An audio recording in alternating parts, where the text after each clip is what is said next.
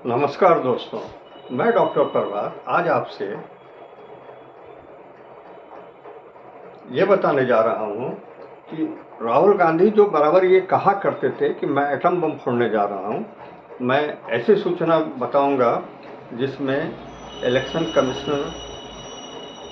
Commission की सारी गलतियाँ उजागर हो जाएगी और ये पता चल जाएगा कि इलेक्शन में प्रोसेस में गड़बड़ी की जा रही है।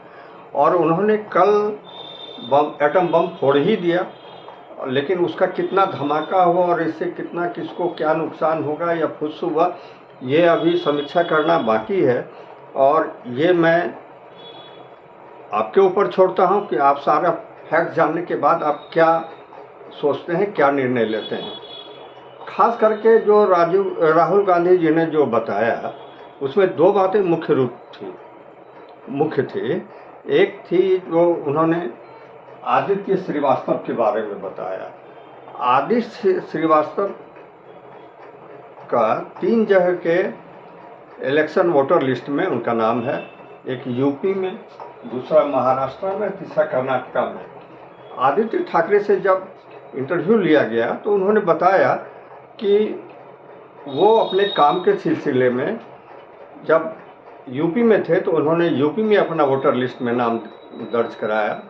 जब वो महाराष्ट्र में गए तो महाराष्ट्र में अपना नाम दर्ज कराया, और जब कर्नाटक में गए तो कर्नाटक में अपना नाम दर्ज कराया।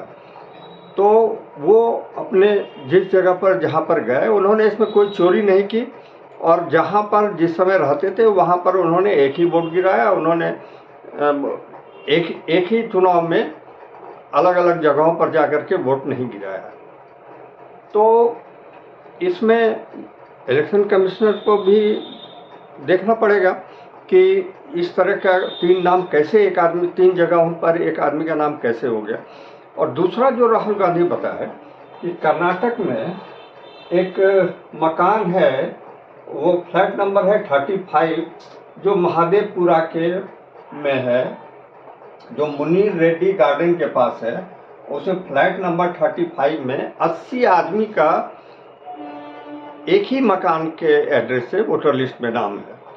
और जब उनसे इंटरव्यू लिया गया, उनके मालिक हैं गोपाल रेड्डी, उनसे जब इंटरव्यू लिया गया तो उन्होंने बताया कि उनके आसपास में कई कंपनियां हैं, और कंपनी के जो गार्ड हैं या हाउस सर्विस करने वाले हैं, वो उनके मकान में रेंट में रहते हैं। एक मकान में एक कमरे में, 2 कमरे में वो 10 से 15 आदमी या 8-10 अपनी सुविधा के हिसाब से रहते हैं, और जब काम करते हैं तो यहाँ पर रहते हैं। अब बाद में जब काम करने के लिए दूसरी जगह चले जाते हैं तो फिर दूसरे लोग उसमें रहते हैं, और फिर चूँकि वो एग्रीमेंट करते हैं तो उस एग्रीमेंट के आधार पर वो अपना आधार कार्ड और वोटर लिस्ट में अपना नाम ऐड करवा लेते हैं। तो उसमें मकान मालिक की कोई गलती नहीं है, और ये एक प्रोसेस है जिसके तरह ये होता है। हाँ, लेकिन और जब चुनाव होता है तो वो वहाँ से वापस आकर के अपना वोट गिराते हैं। तो ये एक संजोग है कि एक मकान से वो इतना वोटर लिस्ट बन गया, लेकिन इसमें चोरी जैसी कोई बात उन्होंने नहीं रिपोर्ट की। और वहाँ के BLO ने भी इसकी पुष्टि की कि इसमें कोई चोरी नहीं है, ये सही है। लोग यहाँ पर आते हैं, रहते हैं और फिर बाहर जाते हैं काम करने के लिए। तो इस वजह से यहाँ पर कई लोगों का एक ही मकान के नाम से वोटर लिस्ट में नाम है। लेकिन इसके साथ साथ एक बम और गिराया, वो गिराया बिहार में तेजस्वी यादव जी ने भी इलेक्शन कमिश्नर पर आरोप लगाया कि उनका 2 जगह वोटर लिस्ट में नाम है, और इसके लिए उन्होंने सीधे इलेक्शन कमिश्नर के ऊपर आरोप लगाया, इलेक्शन चुनाव आयोग पर आरोप लगाया।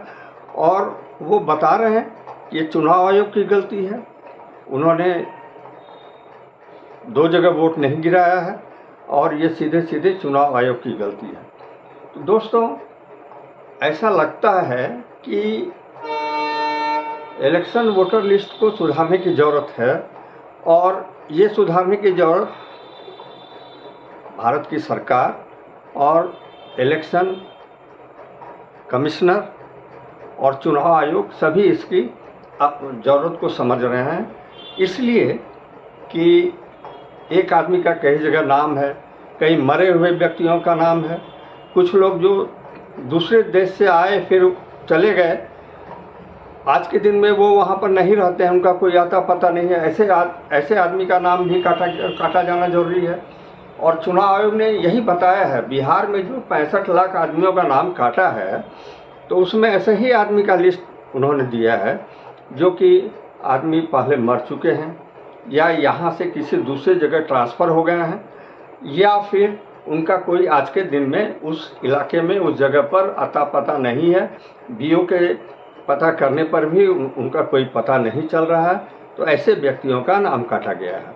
या जो भारत की नागरिकता का संपुष्टि प्रमाण नहीं देखकर जमा कर पाते हैं कि वो भारत के नागरिक हैं, तो ऐसे लोगों का नाम वहाँ पर काटा जा रहा है।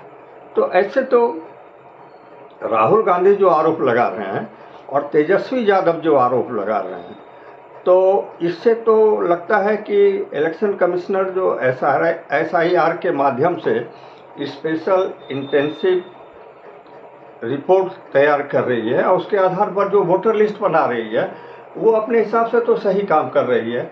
और इसमें सारे विरोधी दल को, कांग्रेस पार्टी को, RJD समेत सारी पार्टियों को, सारे नेताओं को इसमें इलेक्शन चुनाव आयोग का सहयोग करना चाहिए, ताकि भारत का जो पूरे भारत का, एक स्टेट का ही नहीं, सिर्फ पूरे भारत का जो इलेक्शन का जो वोटर लिस्ट है वो सही बने और भारत के जो नागरिक हैं उनका बने और भारत के नागरिक को ही भारत के चुनाव में वोट देने का अधिकार मिले, ये सुनिश्चित हो। ये भारत के विरोधी दल और सभी पार्टियों की जिम्मेदारी बनती है, सरकार की भी जिम्मेदारी बनती है, न्यायालय की भी जिम्मेदारी बनती है और इसको सभी लोगों को, सभी नेताओं को समर्थन करना चाहिए। दोस्तों, आप इस पर क्या सोचते हैं? आप अपना विचार दें और अगर आपको ये कमेंट सही लगे तो आप इसको लाइक करें, शेयर करें, सब्सक्राइब करें, कमेंट करें। धन्यवाद।